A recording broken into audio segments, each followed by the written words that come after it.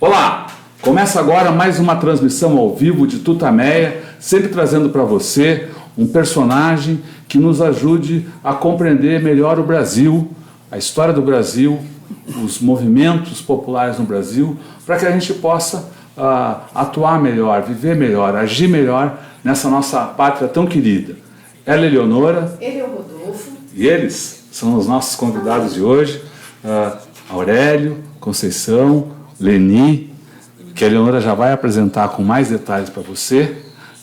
Antes, porém, eu queria te convidar para ampliar o alcance dessas conversas, desse mergulho na história do Brasil que a gente faz agora, compartilhando essa entrevista com seus amigos, compartilhando nas redes sociais, e fique sabendo também que todo esse material, se for perdido algum tempo, tiver que sair e não ver tudo ao vivo, vai estar disponível no nosso canal de vídeo, no youtube.com/c/Eleonora e Rodolfo Lucena, Tutameia.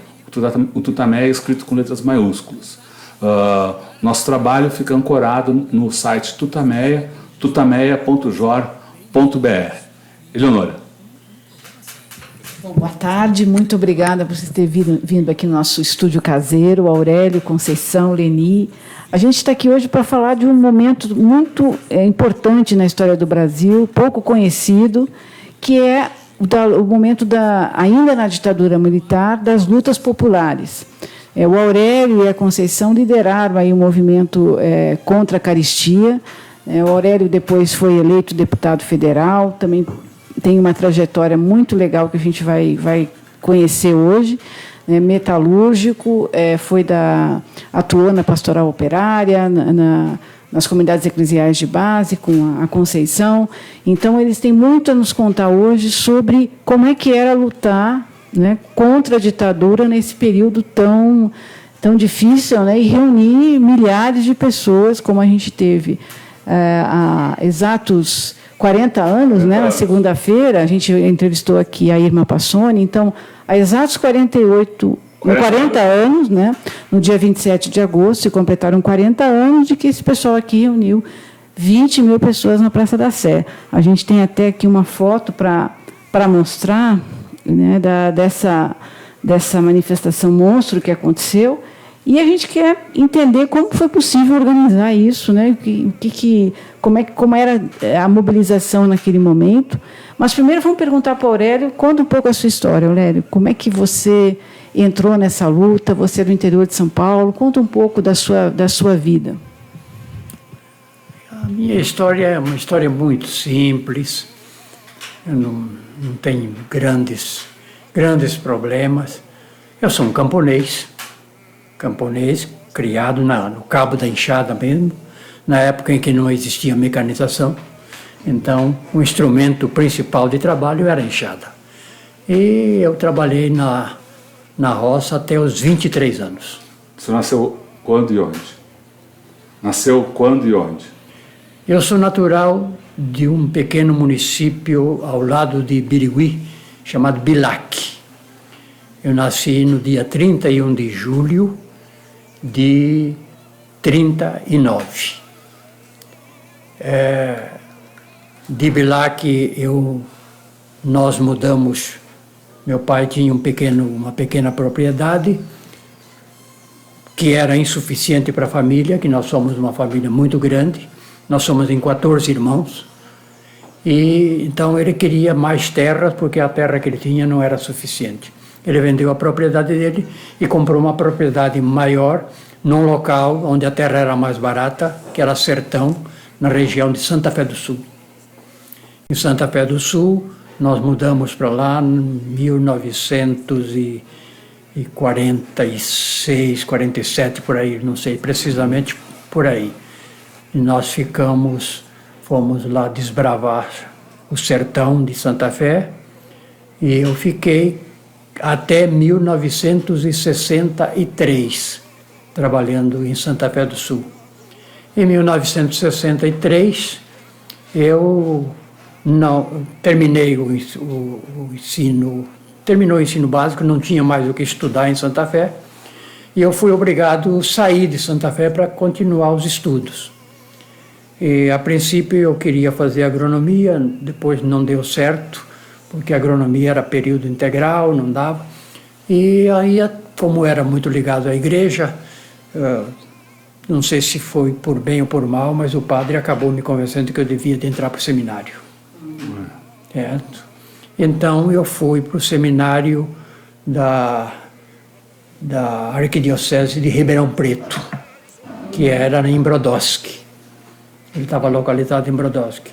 Eu fiz 2 anos de clássico em Brodowski, e aí nem terminei o clássico porque o reitor achou que eu estava perdendo tempo fazer o clássico completo, que eu devia de ir já direto para a filosofia. E daí então ele me transferiu para o seminário arquidiocesano aqui de São Paulo, na Avenida Nazaré, onde eu fiz 2 anos de filosofia. Aí no 3º ano, antes de terminar os 2 anos, nós vínhamos de um seminário assim bastante aberto, progressista. Na época, o bispo, antes dele falecer, o bispo de Ribeirão Preto era um bispo bastante avançado, o arcebispo Dom Mozinho, era bastante avançado, e ele tinha um seminário muito aberto, muito atualizado, aberto para os problemas sociais, o que era uma raridade na época. E aí nós saímos de Ribeirão Preto, viemos para São Paulo e nós caímos num seminário muito fechado, muito antiquado, certo? Dirigido aqui no tempo do cardeal Agnello Rossi, então o seminário era compatível com ele, certo? E dirigido pelo Benedito Ulloa Sintra, que também era um padre muito inteligente, boa cabeça, mas bastante conservador, bem conservador mesmo. E esses 2 anos que eu tive no seminário de São Paulo, no Arquidiocesano de São Paulo, foram 2 anos de muito atrito, muito tumulto. Não só eu, mas todo o pessoal que veio de Ribeirão Preto, e nós nos juntamos também com uma turma que veio de São Carlos, que também tinha uma mentalidade bastante aberta, e foi muito atrito. E no 2º ano, já na metade do 2º ano, aí parece que o caldo entornou mesmo no seminário, e aí o cardeal Rossi interviu, e a minha cabeça foi a prêmio. Foi a prêmio. Sua cabeça, como assim a cabeça foi a prêmio? Foi a prêmio porque... Foi expulso do seminário, Não, ele não admitiu que dissesse que a gente foi expulso. Eu fui convidado a deixar o seminário. Com toda a gentileza, que é peculiar. Então, eu saí do seminário. O nosso bispo de Jales, que era um holandês, mas bastante aberto também, ele não aceitou essa saída do seminário. E aí ele veio, conversou comigo, e ele achou que eu devia continuar os estudos, já não na filosofia, que ele achava que eu, como era uma vocação adulta, ele achava que eu já devia passar para teologia. Então, 2 anos de filosofia, aí passei para teologia, fui fazer a teologia no seminário, no IFT, Instituto de Filosofia e Teologia, dirigido pelos dominicanos, pelos carmelitas e outros, né? E outras congregações. Aí eu fiz 2 anos, mas foi muito difícil também, porque eu morava numa paróquia bem na periferia, lá no Jabaquara, para vir estudar aqui no centro, era uma complicação terrível, e acho que tudo isso contribuiu para que eu chegasse à conclusão de que o meu caminho não era por aí. Qual era o seu caminho? Aí veio a segunda fase, né? A segunda fase, porque eu tinha várias opções. Eu tinha a opção de lecionar, eu tinha a opção de entrar para... Eu fiz até um concurso no serviço público, no INPS na época, né? INPS. Me classifiquei, um dos primeiros classificados, fui chamado, E aí, na hora que disse esse chamado, eu estava já com aquelas ideias todas revoltas na minha cabeça, nada muito claro, uma confusão tremenda, ouvindo vozes de todos os lados. Que caminho seguir, né? Era ou entrar para o ensino, ou entrar para o serviço público mais fechado, ou eu ir para me integrar na fábrica. Acho que a mensagem da integração na fábrica falou mais alto. E eu desisti de tudo e fui para a fábrica. Mas você tinha alguma formação? Como é que foi? Pois Como é bem, que é? eu não tinha assim, uma formação política. Não, eu digo para trabalhar na fábrica. Na fábrica eu tinha noções. Noções porque como eu fui criado no interior, você tem que ser autossuficiente. Eu fui no interior ainda, antes de sair de Santa Fé, eu fui caminhoneiro. Então, eu trabalhei 2 anos com um caminhão, e você tem que ser autossuficiente, você tem que entender um pouco de eletricidade, um pouco de mecânica, você tem que entender um pouco de tudo. Nada assim profissional, mas um pouco de tudo. Então, quando eu vim para cá, para mim não foi difícil me integrar na fábrica. Entrei na fábrica, Qual era a fábrica? a minha primeira fábrica foi a Autopeças Vapsa, ali em Santo Amaro. E foi tranquilo, porque eu fui ser prensista. Para mim, aquilo não tinha segredo nenhum. Aprendi, foi só o cidadão me explicar, eu já comecei a operar a máquina e até o meu chefe diz, nunca entrou um funcionário com tanta facilidade assim, né? Então, essas coisas contribuíram para que eu continuasse muito feliz no serviço que eu escolhi, né, de ir para a fábrica. Aí logo eu percebi, e também havia orientação, porque eu estava integrado já em alguns grupos de AP, que eu vinha da ação católica, mas eu já tinha contato com a AP, e já algumas orientações de que eu precisaria entrar numa fábrica grande. Mas se entrar numa fábrica grande, você tem que ter pelo menos algum preparo, né? Aí comecei a fazer cursos. Entrei no Senai, fiz curso de ajustador, fiz curso de torneiro, fiz curso de bancada, fiz curso de retífica. Entende? Então, praticamente, quando eu já estava na metade de algum desses cursos, eu estava na metade da tornearia, eu já me integrei numa outra fábrica já como planador. De planador, eu já fui para a bancada de ferramentaria. E aí, então, também já ligado a um grupo político. Aí já atuando no sindicato. O meu segundo passo foi me filiar. O meu primeiro passo foi entrar na fábrica, o segundo passo foi me filiar ao sindicato. Isso era que ano?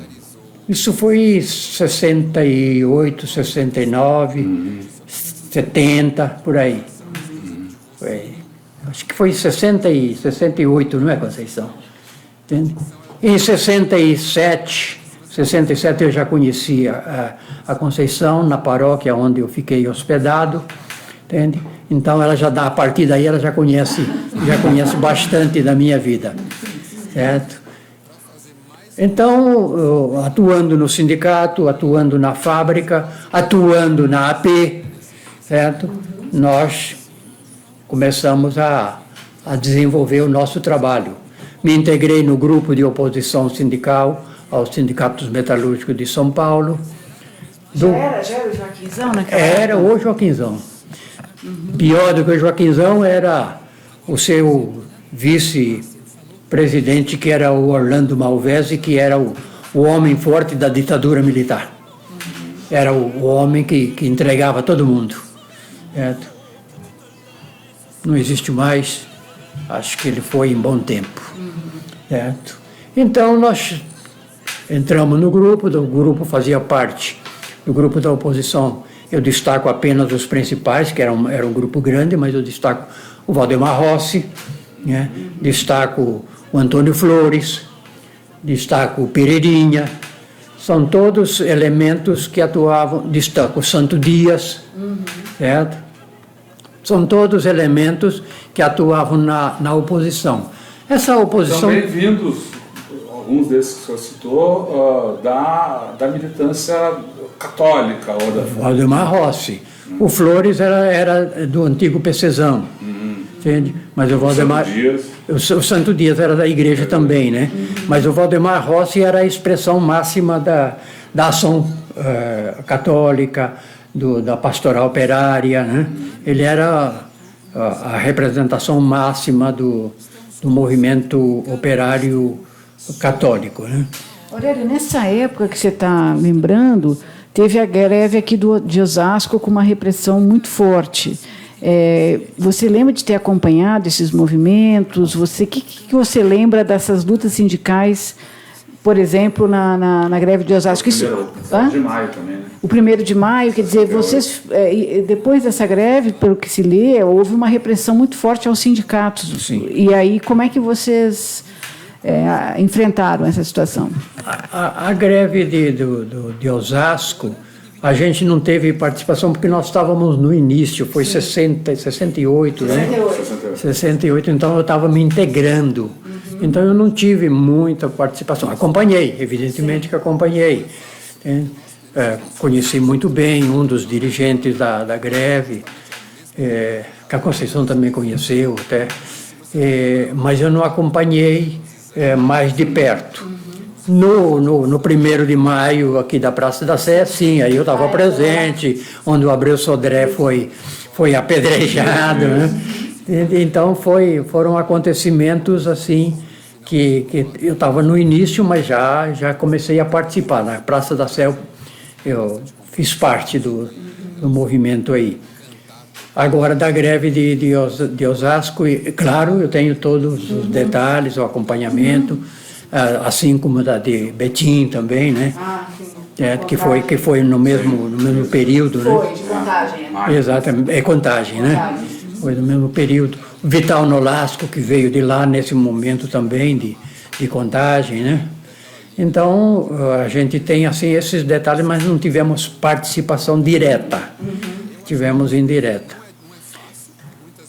Voltando ainda à oposição sindical, a oposição sindical tinha uma organização, até para a época, eu acho que até boa, porque nós tínhamos uma coordenação, nós tínhamos os oradores oficiais, nós tínhamos tudo isso. Quando se tratava de uma assembleia, se escalavam uma série de oradores, mas quando se tinha um assunto mais polêmico, eram sempre 3 oradores principais que defendiam, ou um, outro defendia, ou era eu, ou era o Valdemar Rossi, ou era o Antônio Flores, certo? Então, isso nos colocou numa situação de muita evidência, certo? Nesse período também, como você bem lembrou, é verdade, foi já em 73,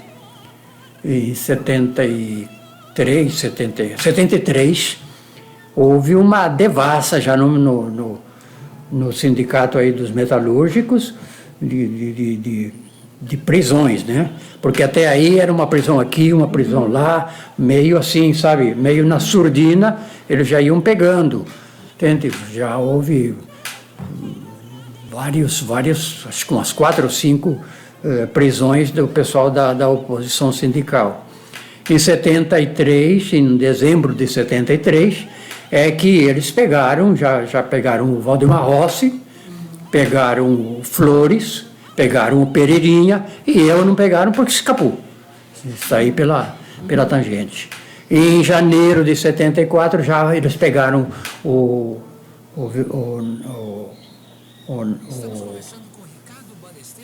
como é que chama lá? O Vital Nolasco.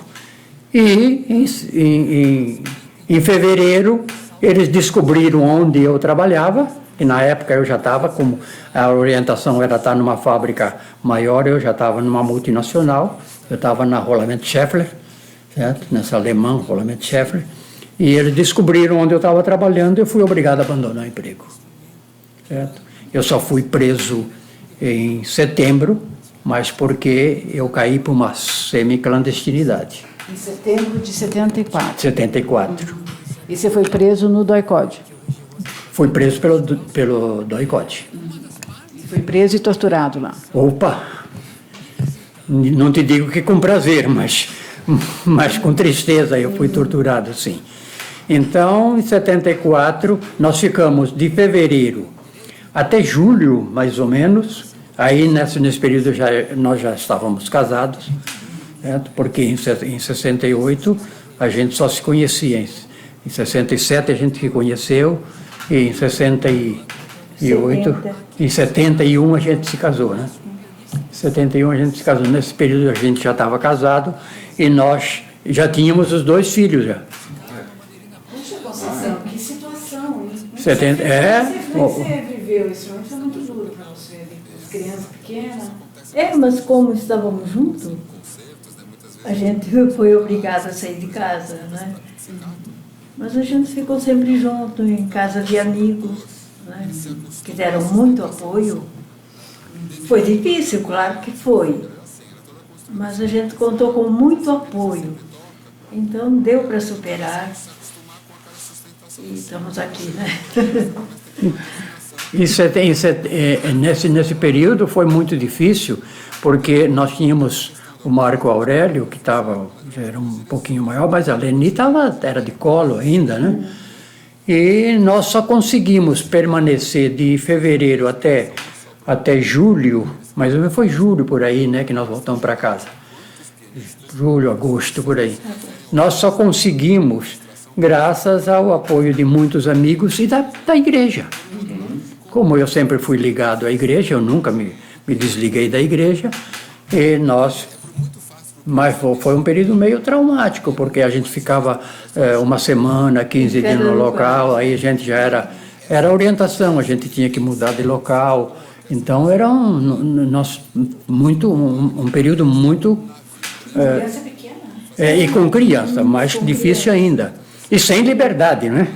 Isso que é mais difícil, porque quando você tem a criança pequena, mas você tem liberdade, pelo menos, poder sair, poder se apresentar nos locais, não é tão difícil, mas no nosso período foi muito difícil, porque você não podia mesmo mostrar a cara, nem dar vestígios, né? Nem a família sabia direito onde a gente estava. Era semi-clandestino mesmo.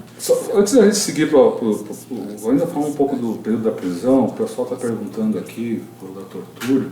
Então, uma pergunta, para quem sofreu tortura durante a ditadura militar, mesmo com o passar do tempo, é possível esquecer os detalhes?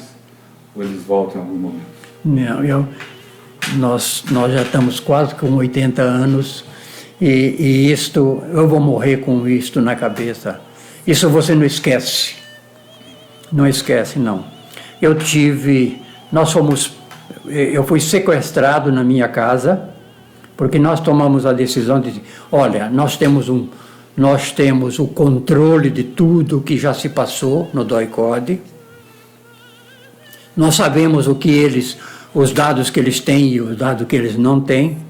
Então, acho que melhor do que ficar na clandestinidade, é melhor a gente ir para casa, voltar à tona e se aconteça o que acontecer, certo? Mas enfrentar, porque não dava mais para continuar. E nós fomos sequestrados, eu fui sequestrado no dia... Ao dia não me pergunte.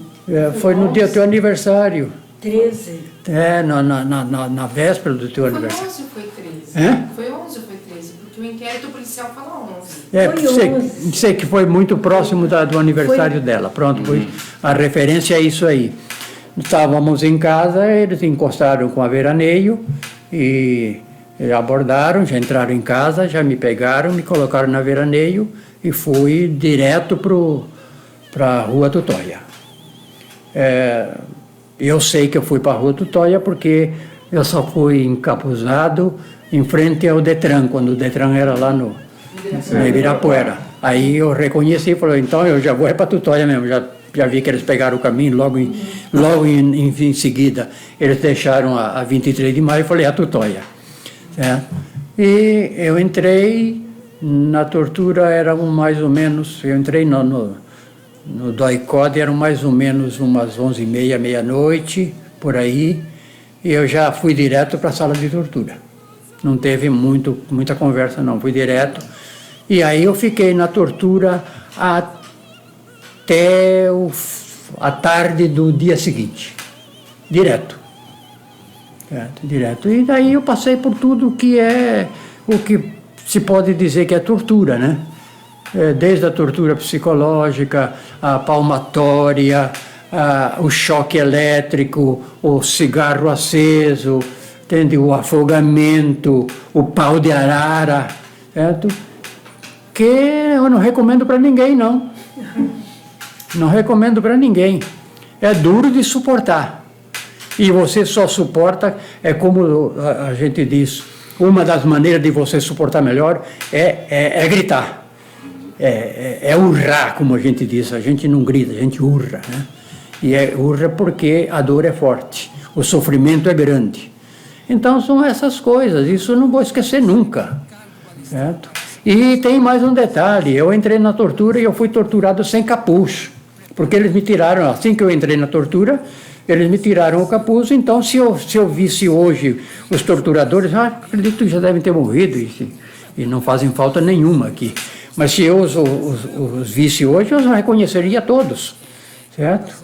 Entende? Porque isso significa o quê? Quando você é torturado sem capuz, é porque você está com a sentença de morte assinada, certo? E aí um dos detalhes que eu digo que eu estava com a sentença de morte assinada é que a primeira coisa que eles me mostraram foi uma lista de nome, essa lista de nome da qual fazia parte o Herzog e o Manel Fiel Filho, que vieram logo depois, certo? Logo em seguida. E eles seguiram o caminho que estaria destinado para mim também. Eu só não segui o caminho graças à intervenção da igreja. Exatamente. Então, nesse período aí, a repressão ela já tinha destruído os principais grupos de guerrilha, né? Os grandes grupos de guerrilha estavam atacando ali o movimento sindical, tentando destruir o movimento sindical e essas articulações, mas, ao mesmo tempo, apesar disso, estava sendo gestado nos bairros, nas comunidades, uma outra forma de organização, o movimento do custo de vida. Então, muito ligado à igreja. Então, vamos falar então de como esse movimento que... não sei se tem uma data exata da sua fundação, da sua criação, mas lá no início de 73 foi quando surgiu o primeiro... surgiu para o público aquele primeiro manifesto das mulheres da periferia, né? Podia começar a contar então um pouquinho de como vocês dois talvez, né? Desse movimento que surge apesar da brutalidade a que os democratas são submetidos naquele período. Falar do movimento do custo de vida, eu até gostaria de dar um passo bem atrás. Opa! As coisas não acontecem por acaso, certo? Não tem geração espontânea. Não. Então, se você for falar do movimento custo de vida, não tem como você não pegar, e aí é a igreja. Aí é a igreja. Não tem como não pegar a renovação conciliar. A origem de tudo é o Concílio Vaticano II. E nesse Concílio Vaticano II não tem como destacar duas pessoas que muita gente não fala delas, mas eu tenho orgulho de dizer delas, porque elas são as principais, são os esteios, são a sustentação de tudo que aconteceu na igreja. A primeira é o Monsenhor Ângelo Giannoli, né? Giannoli, Monsenhor, que era o vigário episcopal da região sul.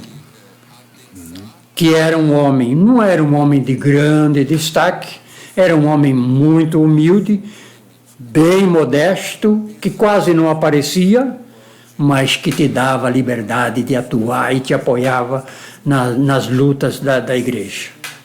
Este homem foi o que proporcionou todo o avanço para transformar a região sul, principalmente a região sul, no centro mais avançado, isso é a opinião da imprensa da época, no centro mais avançado do Brasil. Era a opinião que gerava entre os jornalistas. Então, ele deu liberdade e estimulou o avanço das lutas populares na região sul. Um segundo elemento, que pouca gente fala também, era a sua secretária. Opa. Quem é ela? Yara Spadini. Yara Spadini, não sei se vocês conhecem, não chegaram a conhecer, eu indicaria para vocês um dia conversarem com ela.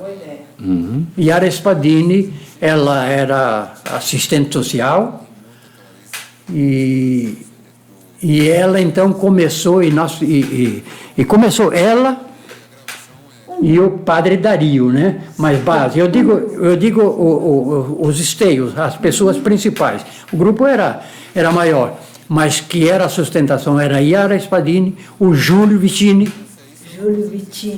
e o padre Dario. Esses três são os esteios básicos de todo o movimento. Nós começamos a dar cursos nas paróquias, o objetivo era criar e preparar lideranças. Missões conciliares. Chamava-se Missões Conciliares. Isto foi a origem de tudo, certo?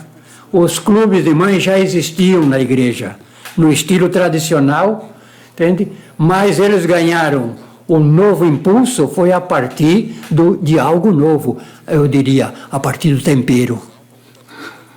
É que deu sabor aos clubes de mães. O que tinha nesse tempero? Nesse tempero é aquilo que eu chamo a política. A política no bom sentido, não a politicagem, mas a política no bom sentido de mostrar para essa pobreza que existia na periferia, que existe até hoje, mas que já é tradicional, que havia sempre um responsável por isso tudo. E foi isso que nós levamos nas missões conciliares. Então foi muito fácil depois de surgirem os clubes de mães e se integrarem numa luta mais avançada, porque a semente foi jogada. Certo? E aonde a semente é jogada, ela germina. Só se a terra não for boa. Se a terra for boa, ela germina e germina com força. E ela germinou. Posso garantir para vocês que ela germinou. Como é que foi? Como foi esse florescer aí? Aí, os clubes de mães, acho que a Conceição é que tem o início dos clubes de mães, a Conceição é que tem a base principal. Eu diria apenas o seguinte, só para, antes da Conceição dizer alguma coisa, eu diria que em 74, com a minha prisão, eu fui obrigado a me afastar um pouco do sindicato. Embora eu sempre eu participava da coordenação da igreja da Vila Remo, mas a minha atuação principal era no sindicato. Aí, a partir de 74, eu tive que inverter. Como eu estava muito visado no sindicato, eu passei a dar força maior no bairro, na igreja, no bairro. E o que estava acontecendo no bairro, Conceição? Agora... Então, existiam já alguns clubes de mães ligados à igreja, mas era um estilo de clube de mães tradicional, onde se falava só das coisas de casa, sabe? Então aprendia, se ensinava a fazer tricô, se ensinava a fazer crochê, pintura, sabe? Umas coisinhas, né? Então vinha um pessoal de fora, as madames do centro, elas vinham no bairro no dia do clube de mães para ensinar essas coisas. para as mulheres, né?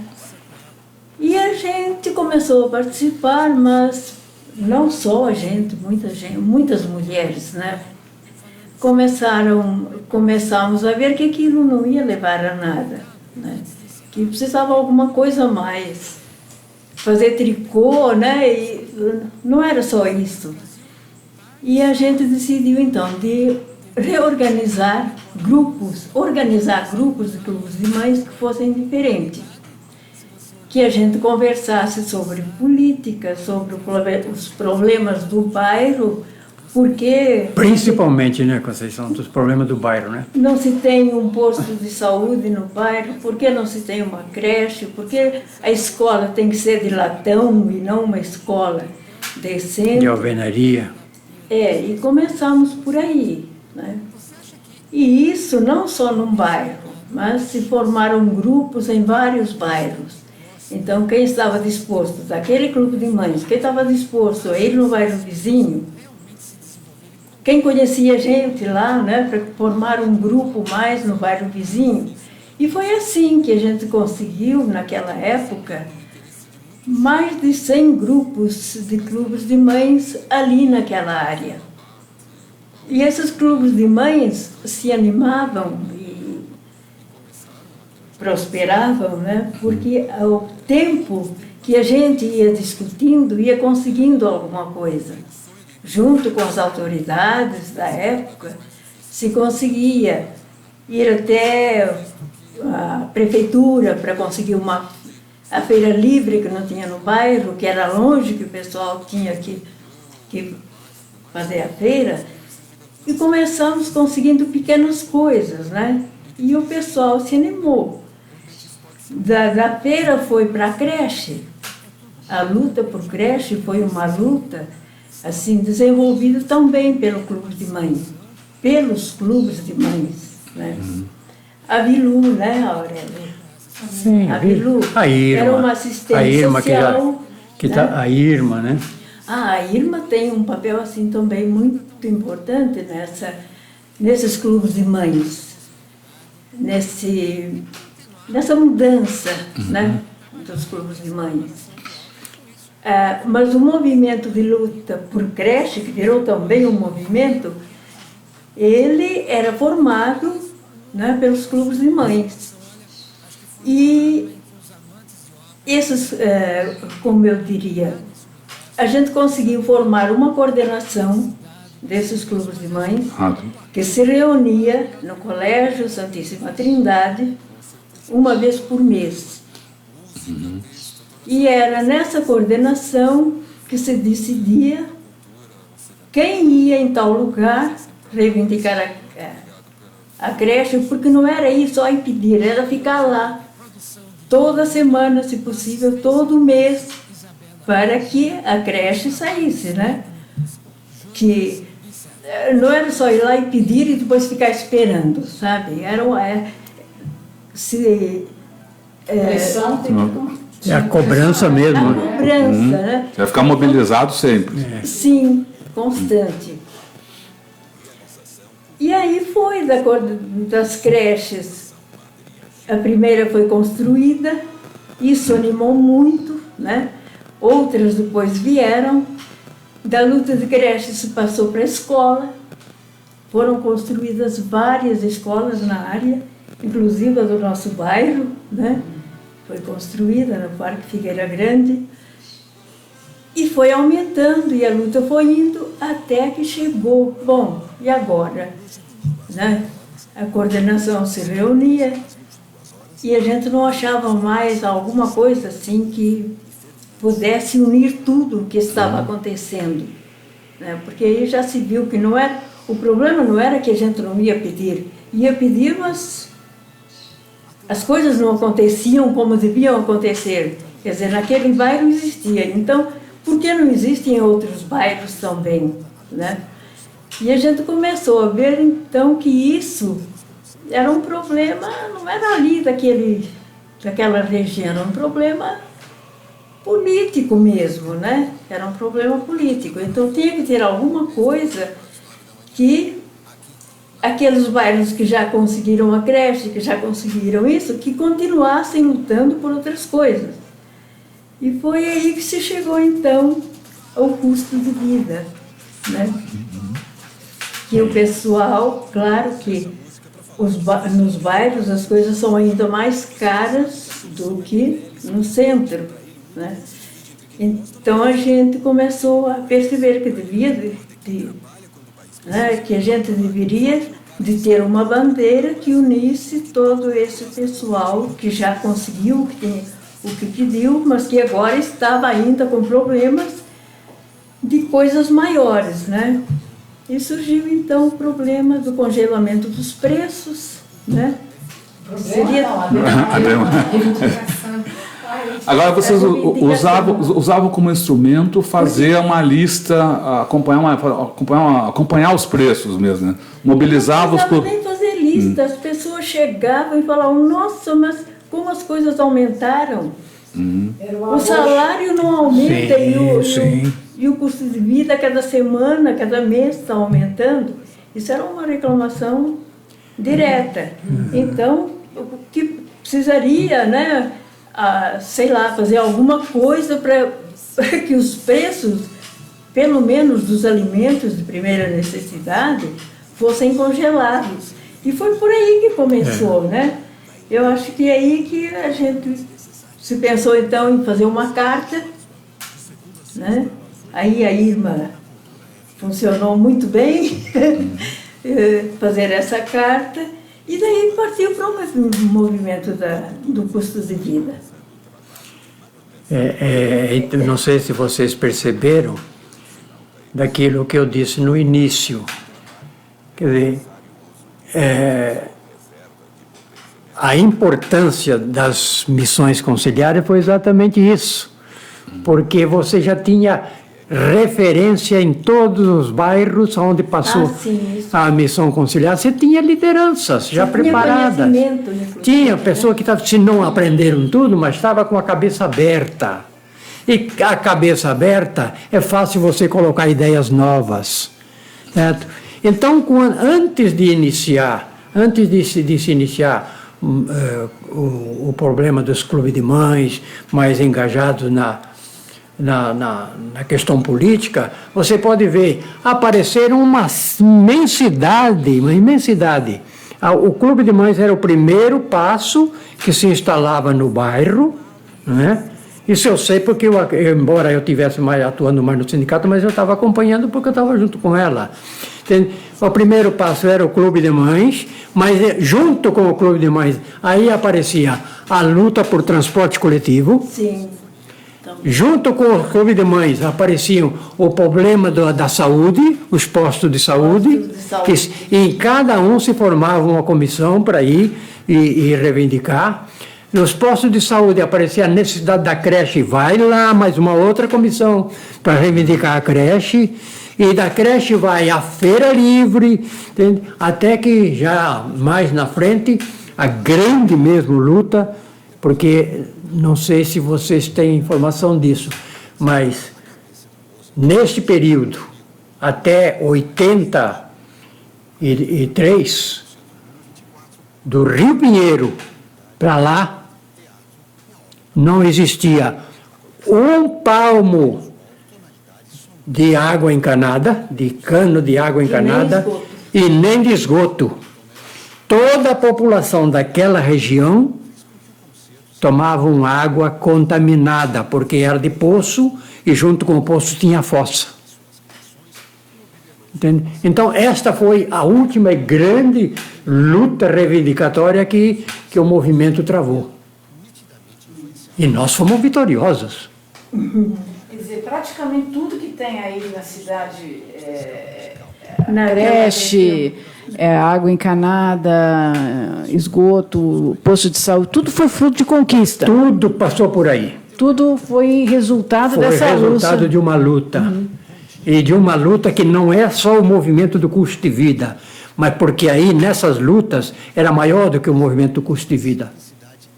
Aí entrava sociedades amigos de bairro, que inclusive pelegas, mas que elas não podiam negar que era uma necessidade. Isso envolveu uma imensidão de população. Nós viemos algumas vezes aqui na Sabesp. 40 ônibus. 40 ônibus lotado. Certo? Lotado. Da onde? Embu-Mirim. Da região de Embu-Mirim e Campo Limpo. Em plena ditadura. Em plena ditadura, em pleno Maluf, governando São Paulo. E vocês não eram perseguidos, controlados, vigiados, ameaçados? Olha, nós não tivemos muito problema direto. Direto, eu tive mais problema em função do sindicato. Certo? Da luta do bairro, nem tanto. Mas chegou a um ponto que Júlio Vicini e Yara Spadini, aliás, e Spadini foram presos. Eles foram os primeiros, né? Foram. Em 71 eles foram presos. E o Júlio, que hoje são casados também, né? Eles foram os primeiros a ser presos. Em 71, quando nós nos casamos, Eles estavam presos. eles estavam presos. Então aí já começou a perseguição do pessoal da igreja e do bairro, né? Mas nessas lutas, como elas eram muito amplas e eram muito concretas, não havia como se negar que era uma necessidade, né? Certo? Essas lutas eram bem específicas, reivindicatórias.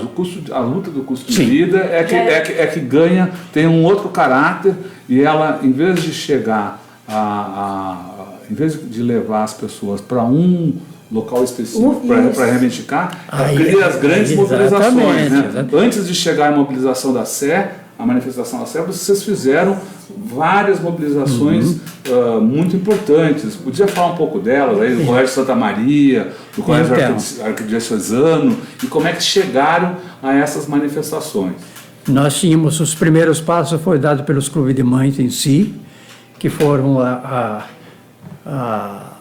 as pesquisas dos preços comparativos, né, nos bairros, porque eles, para chegar à conclusão de que nos bairros, eles eram tão explorados que no bairro, que é onde eles moravam, os preços eram mais caros do que a pequena burguesia que morava no centro da cidade, que comia mais barato e melhor.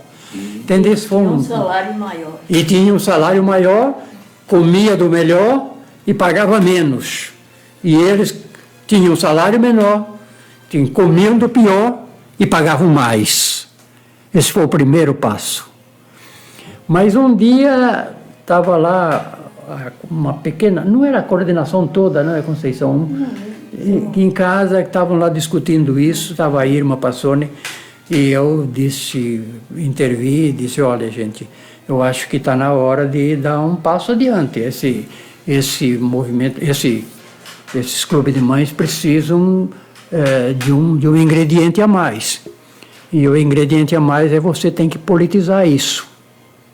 Tem que politizar e tem que levar um conteúdo político para os clubes de mães.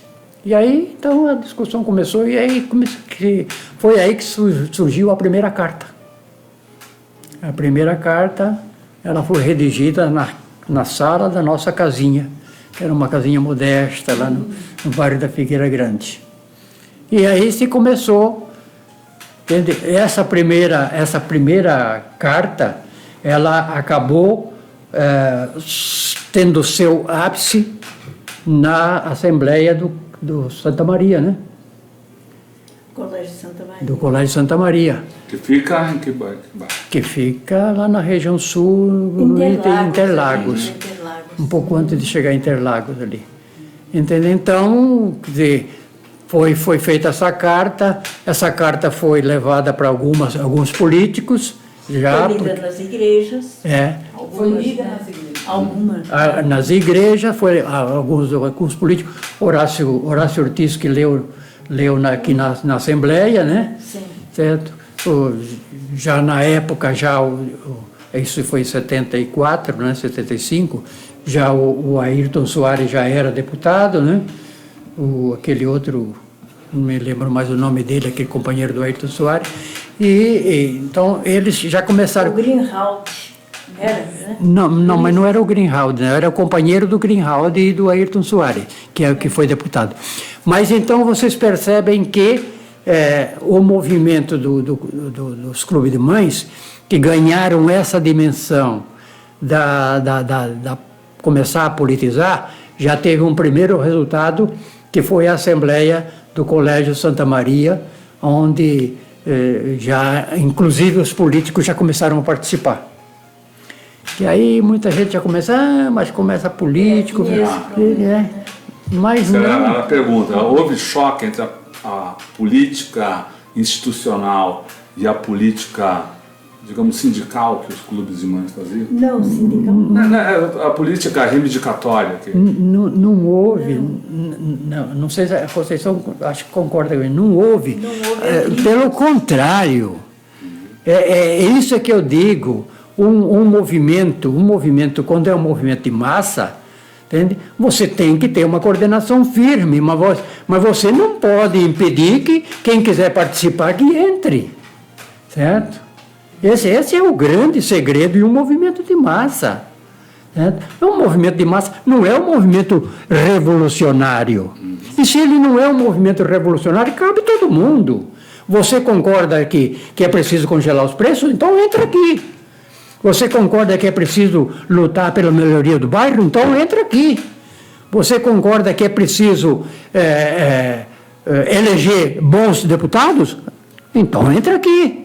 Certo? Então este foi o grande que na frente começou a criar algumas áreas de atrito, mas que foi a mola propulsora para o movimento ganhar a dimensão que ganhou.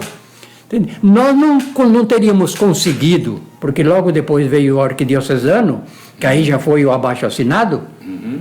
O que aconteceu no arquidiocesano? O arquidiocesano foi um salto de qualidade em relação à primeira Assembleia, tanto do ponto de vista de participação, quanto do ponto de vista de chegar à cidade, né? Porque Santa Maria foi lá na Zona Sul, o arquidiocesano já estava aqui.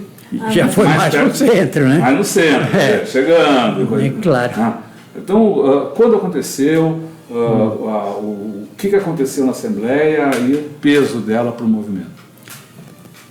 Olha, é interessante, você cria um filho, no começo ele está com aquela roupinha, né?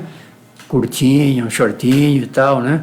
Mas de repente ele começa a crescer, ele já bota uma roupa um pouquinho maior, e aí de repente você diz, bom, mas o meu filho agora já não está mais em casa, cadê ele? Cadê ele? O movimento Custo de Vida foi um pouco isso. É filho da igreja? É filho da igreja. É filho da igreja, o movimento Custo de Vida, foi ela que deu toda a estrutura, o respaldo. Entende? Agora, só que ele não chega um momento que ele começa a sair da sacristia, né? Ele começa a sair da sacristia. Ele saiu até no Colégio Santa Maria, ele estava ali ainda, em volta do altar, da sacristia. De repente você começa a receber o apoio dos políticos, você começa a receber o apoio do movimento estudantil, você começa a receber o apoio da oposição operária, sindical, você começa a receber o apoio dos professores, e aí? Dos padres. E aí? Como é que você faz? E aí foi o resultado. O lançamento do abaixo-assinado foi esta explosão. Né? Então, no arquidiocesano foi lançado o abaixo-assinado. O que propunha o abaixo-assinado e como ele pode ser usado como instrumento político? Numa primeira fase, não é, Conceição? O abaixo-assinado chegou a fazer uma coleta de 500 e poucas assinaturas, né? Mais? Na primeira fase. E no arquidiocesano tinha dois objetivos: relançar o abaixo-assinado, a meta era colher 1 milhão de assinaturas. E, como o movimento estava muito grande, reformular a coordenação. Sim. Porque o movimento do custo de vida já não era só da Zona Sul. O movimento do custo de vida, ele expandiu para Pedreira, ele expandiu para a freguesia do Ó, ele expandiu para a região leste, ele expandiu para Grande São Paulo, ele expandiu para o interior, Campinas principalmente, foi uma grande base do movimento do custo de vida. Santo André.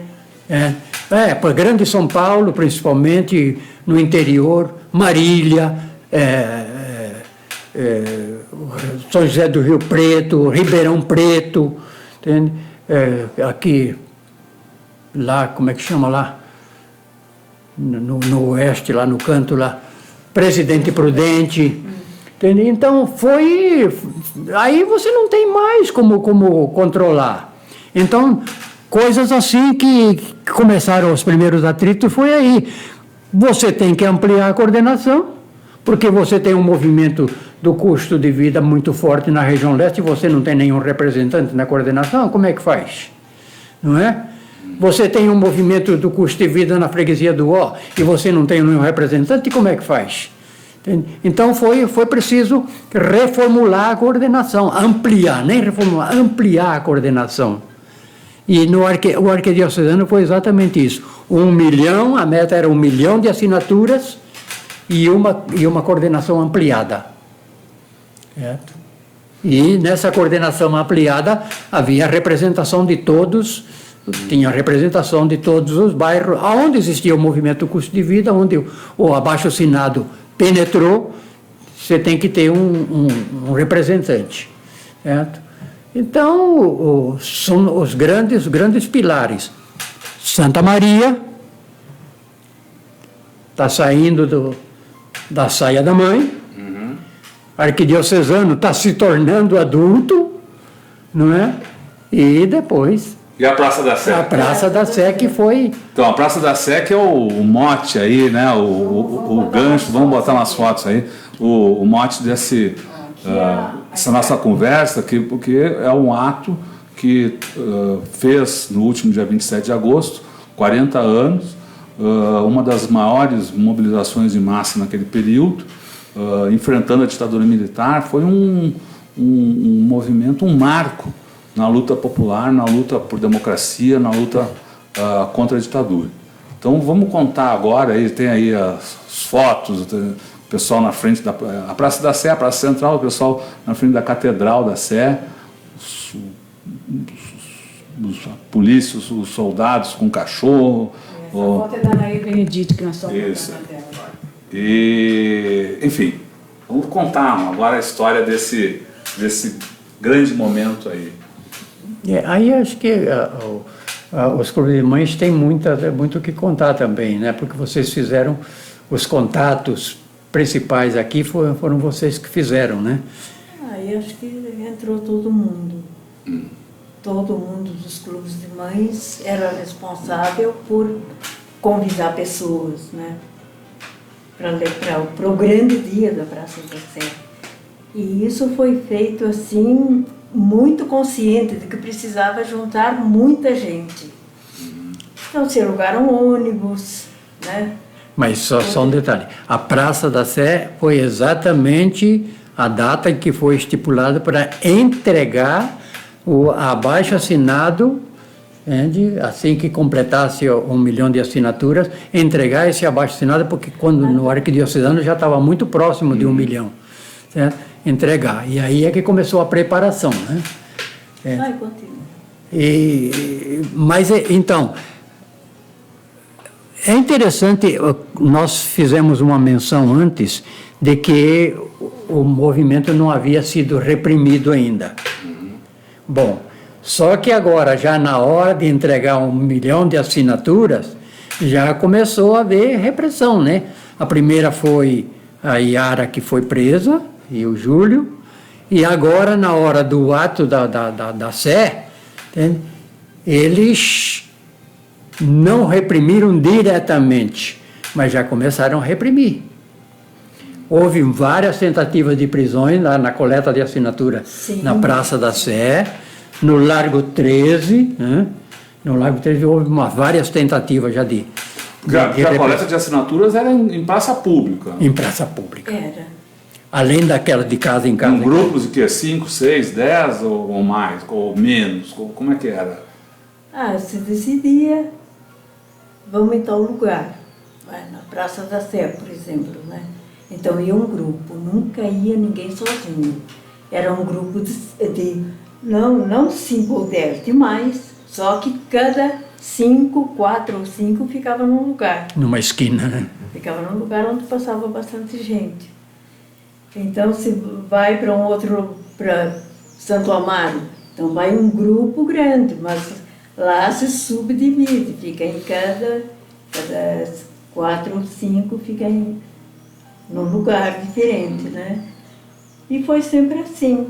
De porta em porta também a gente foi muito, mas isso nos bairros, mas cada uma no seu bairro, mas nunca se saía sozinho. Porque a gente sabia que eles podiam reprimir, claro, né? A gente estava bem consciente de que podia acontecer.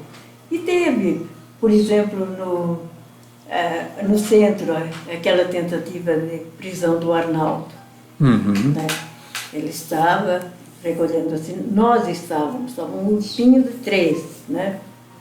Era ali perto do São Francisco, do Largo de São Francisco, né? E de repente veio um guarda e quer levar o Arnaldo, né? O grupo se juntou logo um monte de gente e falaram, se levar o Arnaldo, leva a gente também. Não deixaram levar o Arnaldo, não.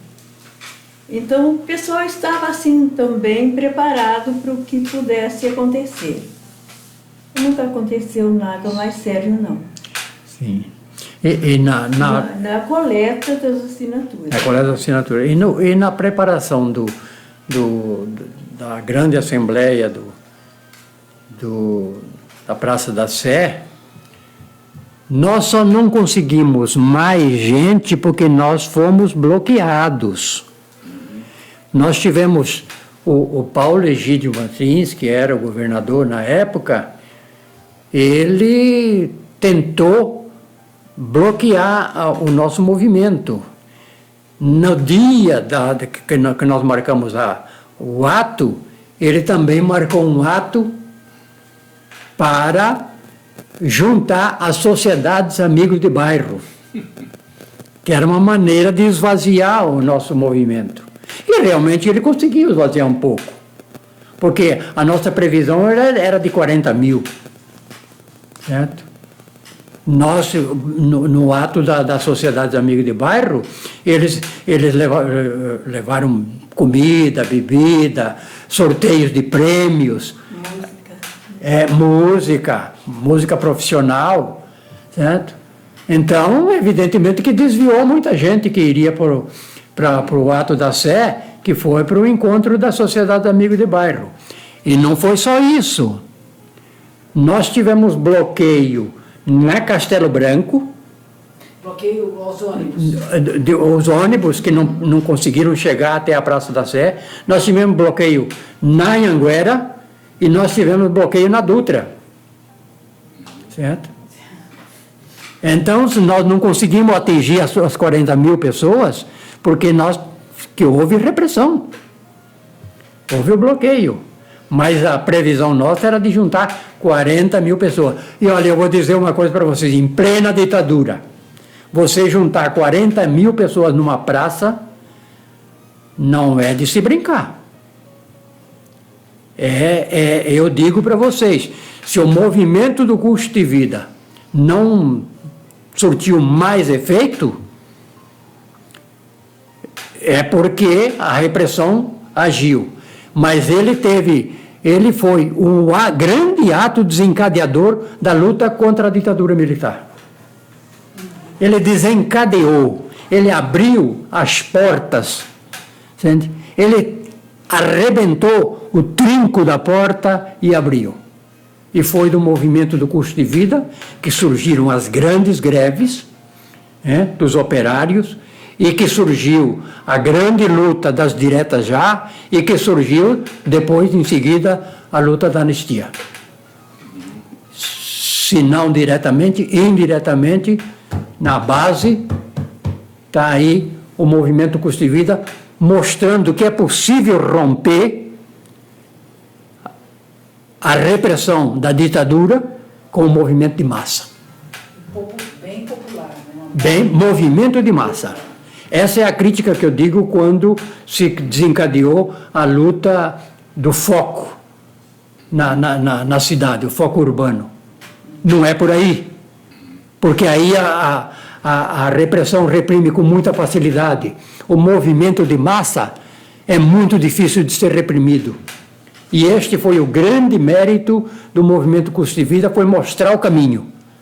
Mostrar o caminho. Não é com o foco, é com a massa. Então, depois dessa grande manifestação na Praça da Sé, teve uma redução das manifestações ou da ação do movimento Custo de Vida. Muita gente, até a gente participou de uma assembleia rememorativa desse período, há uns 15 dias, e falavam no esvaziamento do movimento. Mas, ao mesmo tempo, como você falou agora, ele deixou frutos, ele lançou sementes que permaneceram. Né? Eu digo assim, o movimento do custo de vida valeu a pena. Eu digo assim, valeu a pena. Agora, eu acho que ele tinha ainda caminho para percorrer. Este é o ponto que eu levanto. Eu acho que o movimento do custo de vida não necessariamente deveria ter acabado logo depois da entrega dos abaixo-assinados. Lembrando que não foram 1 milhão de assinaturas. Chegou a quase 1.300.000 assinaturas. Eu acho que 1.264.000 é o número. Quase 300. Tem uma foto aqui do pessoal em Brasília. Você estava aí nesse dia, Aurélio? Com certeza. Como foi lá? Sim, em Brasília estava marcado, tinha sido articulado, inclusive com algumas autoridades, lideranças do governo, de que a gente iria entregar, talvez não para o presidente, para o João. Na época era o Geisel, né? Era o Geisel. Em 78. Na época era o Geisel. E estava tudo articulado, o Jarba Passarinho, o Petrônio Portela, e na hora eles recuaram e disse que era quem iria receber seria um terceiro escalão, pronto. Não era nem o chefe de gabinete, nada. E aí ficou o pessoal lá, entende? Na praça, em frente aos 3 poderes ali, ficou aglutinado lá, e aí entrega, não entrega, aí então sobe uma comissão de 5 pessoas, aí a coordenação não aceitou, e se ou sobe todo mundo ou não sobe ninguém, e queria que fosse o Geisel que recebesse, e aí também eles não aceitaram, então ficou quase a manhã toda essa negociação. Até que chegou um certo momento em que estava todo mundo de um lado, Palácio do Planalto do outro, e aí deu uma folga no trânsito, que não tinha trânsito, aí alguém disse, vamos atravessar, e todo atravessou, foi tudo, e aí a guarda desceu o cacete, foi um corre-corre, um empurra-empurra. Na verdade, não se conseguiu entregar, mas no final se chegou a um acordo e o abaixo-assinado foi entregue para um terceiro escalão. Não foi, né? Nenhum terceiro escalão, subiu uma comissão e entregou. E era uma monteira. 1.300.000 assinaturas em folha de papel, entende? É muito papel, né? Eram acho que quatro sacolas de papel. Uma pessoa só não carregava. Certo? Então foi mais ou menos isso. Depois, quer dizer, a grosso modo foi o que aconteceu. Aí depois vieram todas aquelas tentativas de desconfigurar o abaixo-assinado, que o abaixo-assinado não era falso, que era repetido, todas essas tentativas que acho que vocês conhecem melhor, porque ficaram tudo registrado, ficou muito registrado isso aí na imprensa, e e a opinião do Medeiros, né, que era o SNI, exatamente. E que foram também desmascaradas, né? Sim, os próprios jornais de grande circulação mostraram que não era verdade, né? A Folha de São Paulo, principalmente, né? Na época. Muito bom, né? Aurélio, só para... desculpe. Não, pode. Não, você falou da igreja, estava falando antes que a igreja deu uma recuada depois disso. O que aconteceu? Houve uma pressão sobre a igreja viu que a coisa tinha saído do controle. O que aconteceu depois disso? Olha, na verdade, houve sim o fim do movimento do custo de vida, basicamente foi a retirada da igreja, o apoio da igreja. Certo? Porque a vida do movimento estava na igreja, quer dizer, que quem dava sustentação ao movimento do custo de vida era a igreja. A nossa coordenação se reunia na região sul. Na medida em que ampliou, não tem mais como você se reunir na região sul, porque, quer dizer, é duro para o pessoal da sul se deslocar até o centro, é difícil, eu sei que é difícil, mas é duro também para o pessoal da leste e até a região sul, mais difícil ainda, né?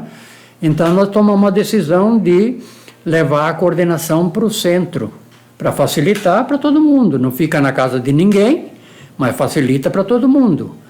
E essas coisas todas é que começaram a aparecer muitas divergências, porque isso aí já é influência de partidos políticos, que é isso, que é aquilo. E o Dom Paulo, no lugar do Monsenhor Ângelo, ele criou a diocese, a semidiocese, né? Dividiu a arquidiocese em regiões. E na região sul ele manda o Dom Mauro Morelli. Dom Mauro Morelli era um bispo muito inteligente, assim, mas muito conservador, certo? E o Dom Mauro Morelli começou a criar muitas dificuldades, que ele achava que o movimento custo de vida estava sendo infiltrado pelo movimento estudantil, pelos partidos políticos. Entende? E um dia ele me chamou lá na sala dele e disse: como é, Aurélio, você é coordenador ou não é coordenador? Eu sou coordenador, não. Sou coordenador, mas qual é a dificuldade?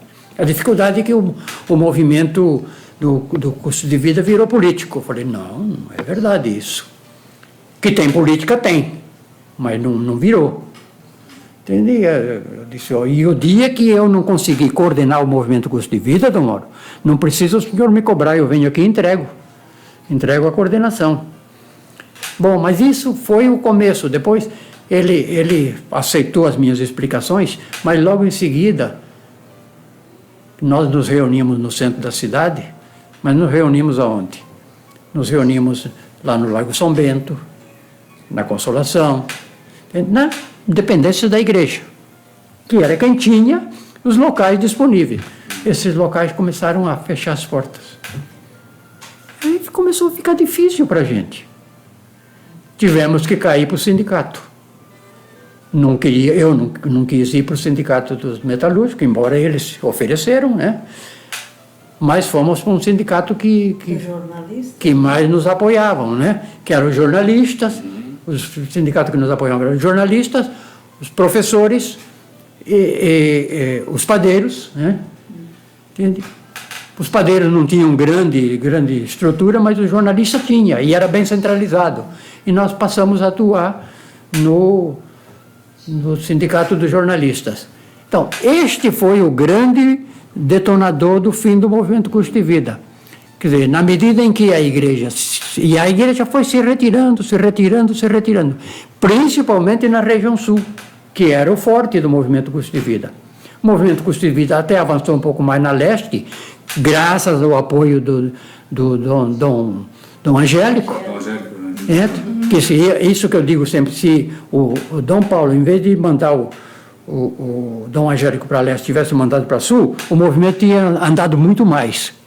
E eu via uma possibilidade do movimento ainda avançar mais, porque o movimento, nessa altura, a minha tentativa era de jogar o movimento Custo de Vida dentro dos sindicatos.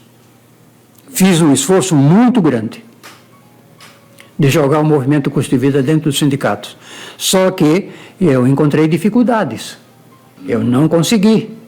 Eu até consegui em alguns sindicatos, mas não eram os sindicatos principais. O Joaquinzão até que me abriu as portas.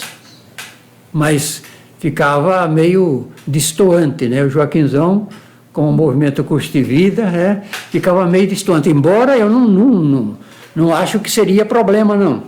Mas havia reações no próprio movimento, havia reações que não devia. Procurei o sindicato de São Bernardo, o Lula não me recebeu.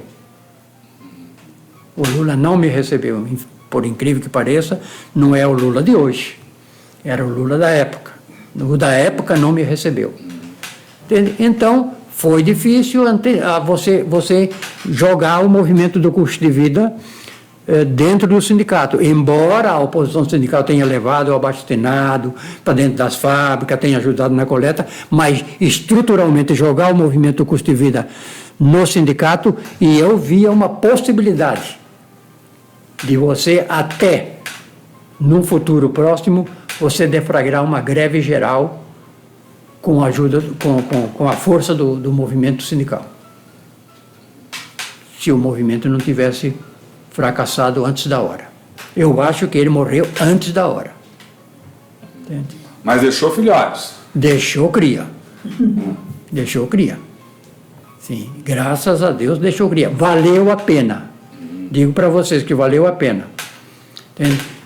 Foi o movimento Custo de Vida que abriu as portas para a grande luta.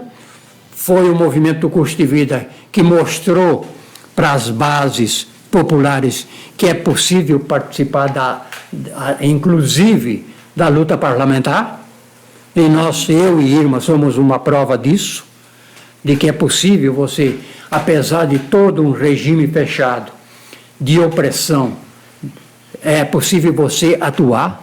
Nós temos o exemplo de uma atuação assim de grande sucesso. Atuamos nas diretas, atuamos na anistia e atuamos na eleição contra o Maluf, na eleição do Tancredo. Certo? Então, acho que valeu a pena. Valeu a pena. Você liderou também o movimento de desempregados, não foi, Aurélio? Você não teve uma passeata grande que você comandou aqui em São Paulo? Olha, tem tanta coisa que se fosse para hoje nós estamos no movimento, nós estamos numa situação de desemprego tão dramática, né? E você naquela época a recessão estava braba, que nós estamos falando do início dos anos 80 aí em São Paulo, era uma recessão muito forte, e você conseguiu reunir desempregados para uma marcha pela cidade, não foi assim? Foi.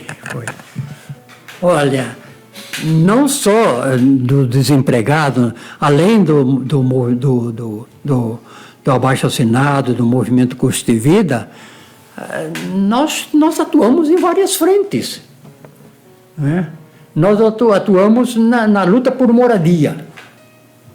E quanta luta, minha gente, quanta luta. Aí sim foi enfrentamento com a polícia. Certo?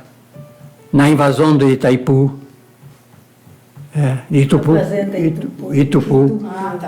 na invasão do Itupu, na invasão da Torre da Record, na invasão do lado do Jardim São Luís, na região leste, quantos apoios que nós levamos. Tem uma invasão lá que foi depois regularizada, o Montoro acabou regularizando e legalizando, que até hoje tem uma rua lá com o meu nome. Em homenagem ao apoio que nós demos. Entende? Isto, a luta por moradia. Entende? Não foi só isso, a luta pelo emprego.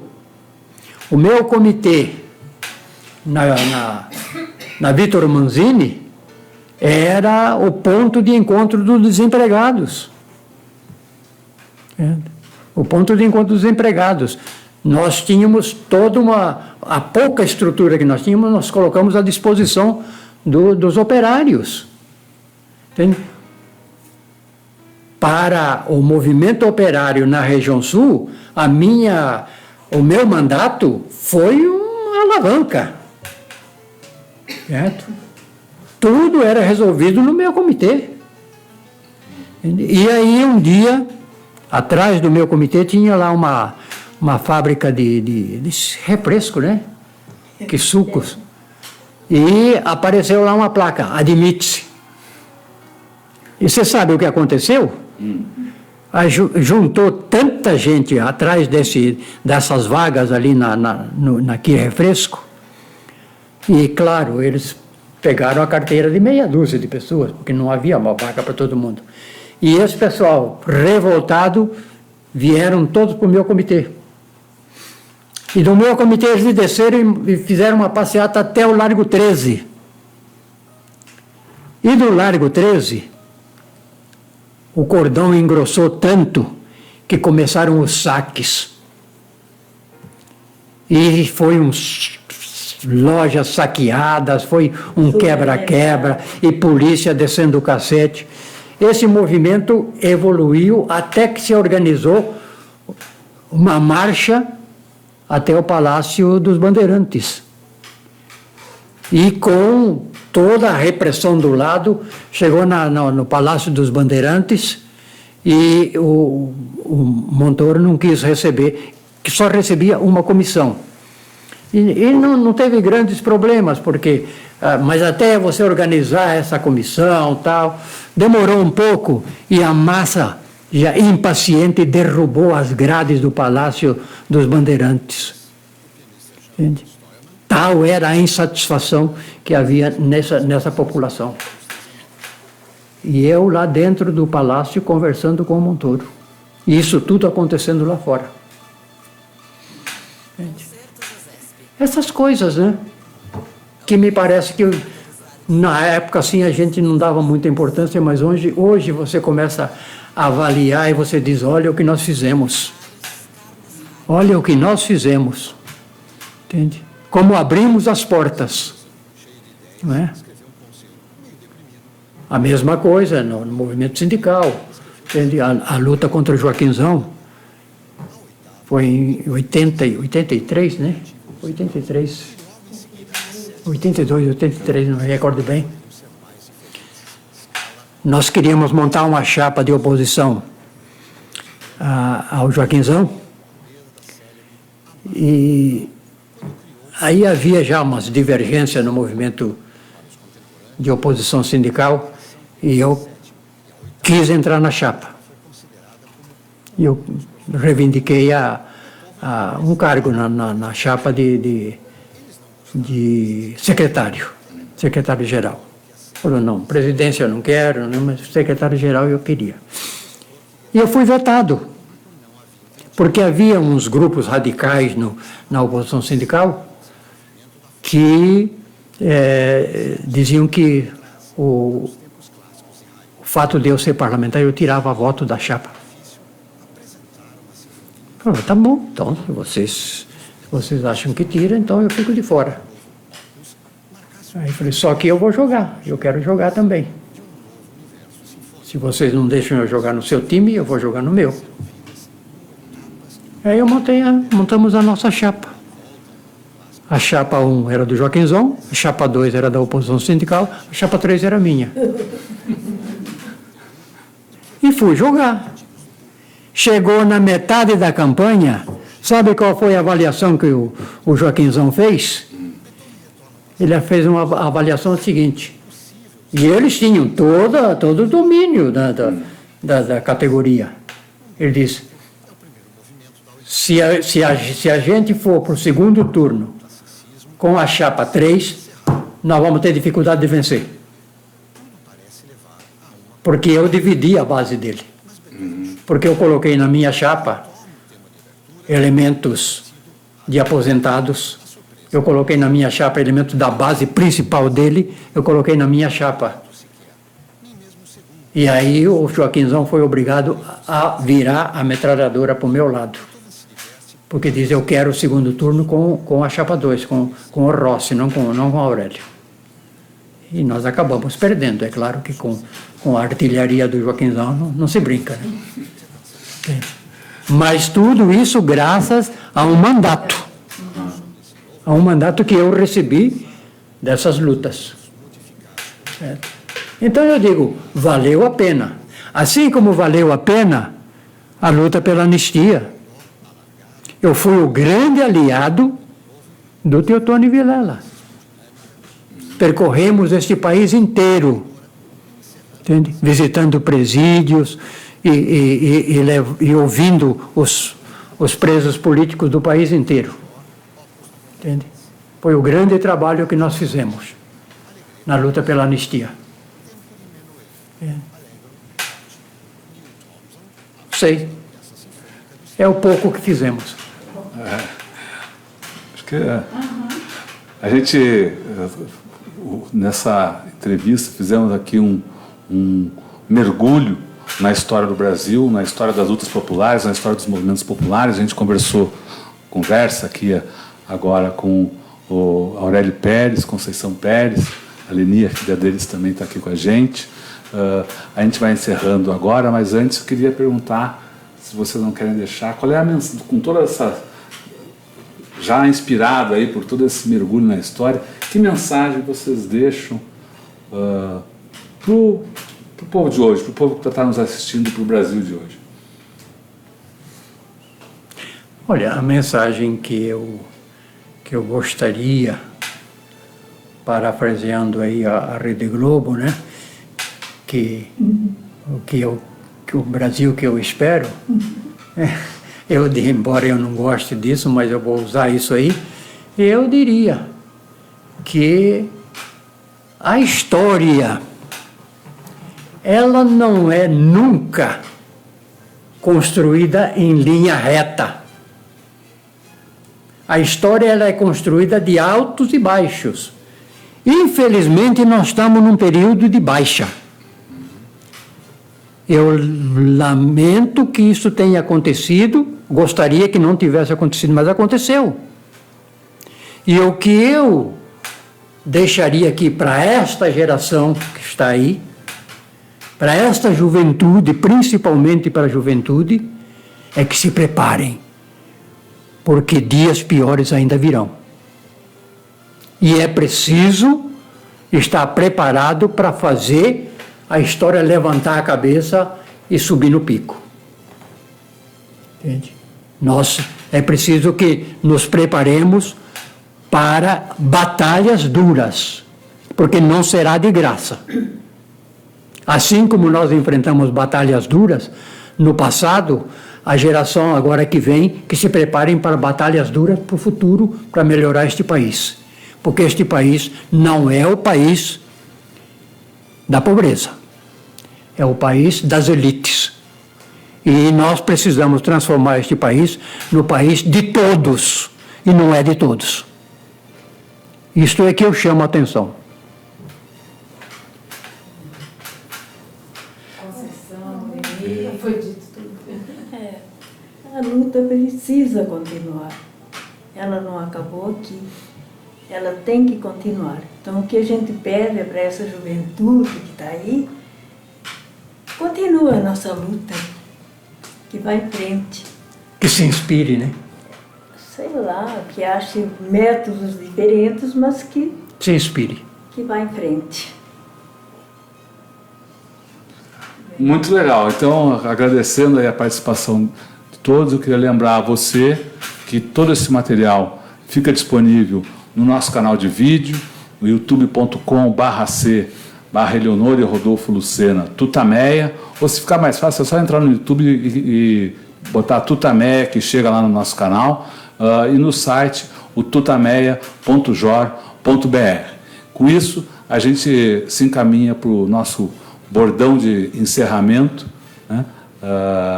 É um bordão artístico, cultural, político, que a Eleonora vai apresentar. Que é o contrapoema do Augusto de Campos, que encerra as nossas transmissões. o contrapoema Lula Livre. Lula livre. Lula livre.